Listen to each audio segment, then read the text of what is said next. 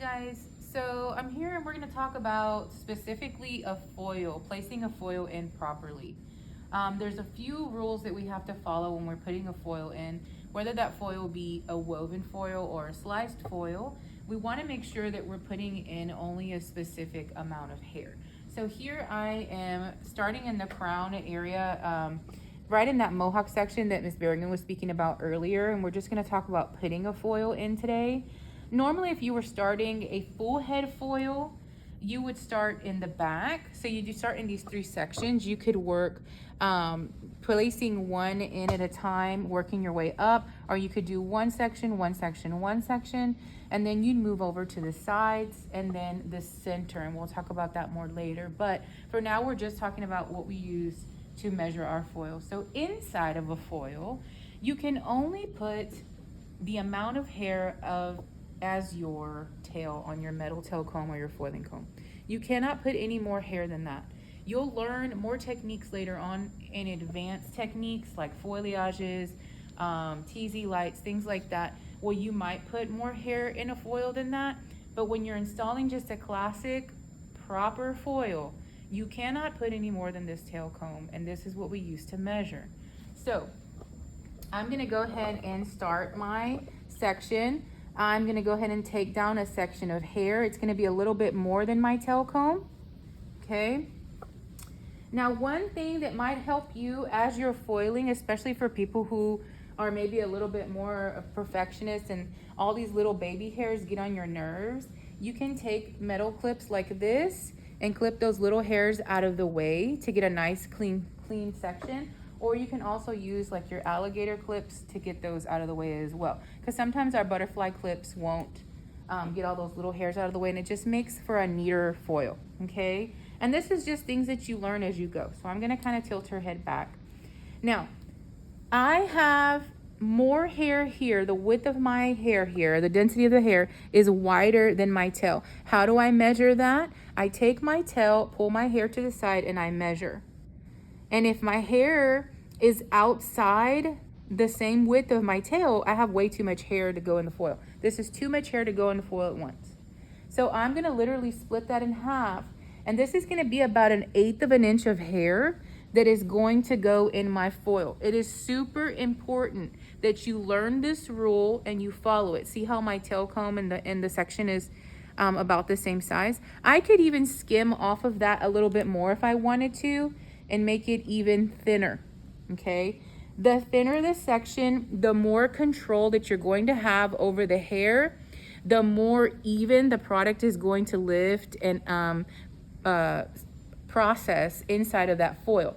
Another way is that you want to see that you can read through your section. See how I can clearly still see my hand through that?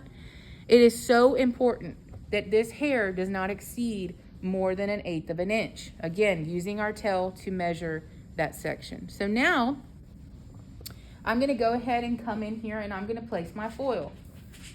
A foil is going to have, most of the time, it'll have a pattern side or a shiny side. In this case, we have a shiny and a dull side. There are purposes for these things, but what I like to teach my student is usually the shiny side out is going to be more incubating, means it's going to heat up faster. However, sometimes you have patterns on your foils, and you can use those patterns to differentiate between highlights and lowlights, which we'll speak about later, especially for those people who are very meticulous and like to be very detail-oriented with their patterns and their foils, okay?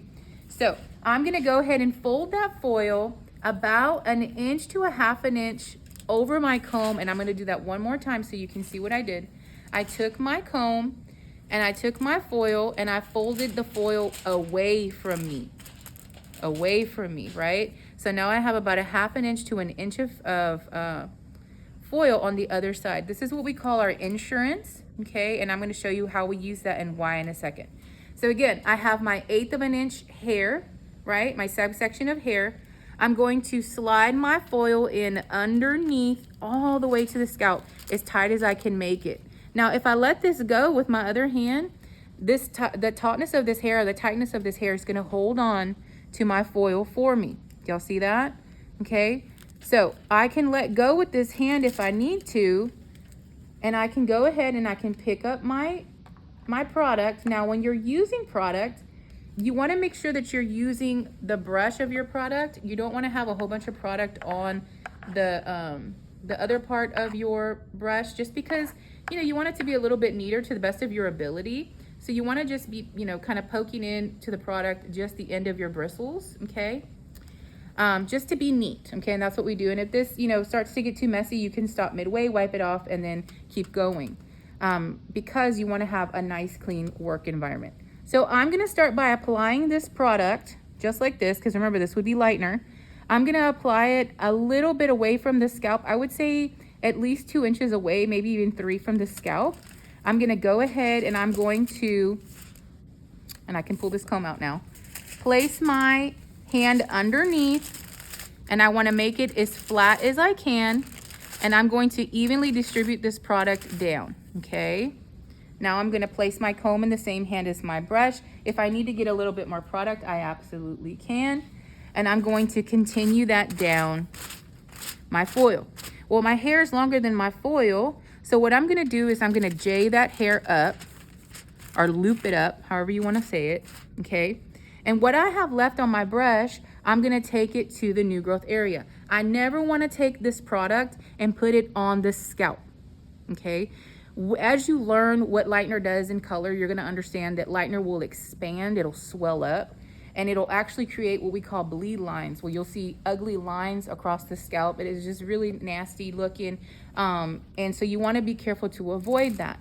All right, so I'm going to come in, and I'm going to come just before the end of that foil, okay? Just before, right about in there, because remember, my liner is going to swell, right? So I place my brush down. Now I'm going to go ahead and fold this lightener. Now what some students have issues with is they'll fold their foil and they'll pull and fold at the same time, okay? You don't want to pull and fold at the same time. You just want to make a crease on either corner of your foil, just like that. I don't want to come in here and squeeze this out, because remember, I have product in there, and if I take this and I make a nice clean line, I can very easily squirt that product out, and there'll be a dark line right there where my lightener should have lifted, and then there'll be lightener coming out of the side, okay?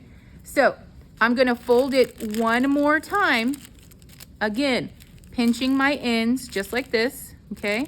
I don't want to take that and you know, crease that in the middle, because remember, I can pinch it just a little bit, but I don't want to crease it. I know some of us are very perfectionists, but we have to be careful with that, because if we were to go in there and do that again, we'd end up with lines and product coming out. Now remember that insurance that I have on the back of my foil? Very important right now. I'm going to go in and I'm going to tuck that even closer, right? I'm going to push it up just like that. And now I can take this and I can fold it over just like that, okay? So both parts of my foil are protected. The back is protected and the front is protected right here, okay? And if there's some over, you can fold it back, whatever. We'd rather you have more coming up than you need, so that you have plenty of protection on these areas, okay?